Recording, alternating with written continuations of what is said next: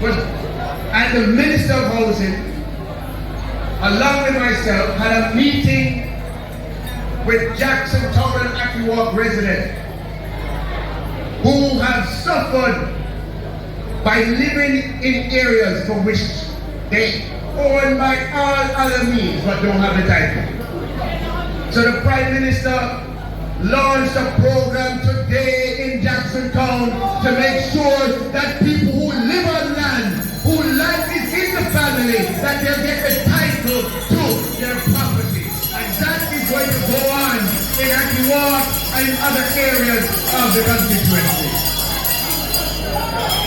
So labor rights. I am going to be leaving the playing field. And some people, when they leave the playing field, they stay in the pavilion. But for me, I'm leaving the playing field and leaving the stadium. But I'm leaving the playing field not out.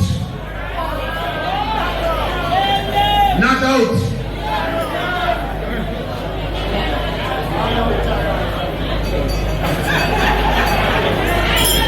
And I want you to know that you are a part of a great movement, a great Jamaican Labour Party that has transformed the fortunes of the Jamaican people.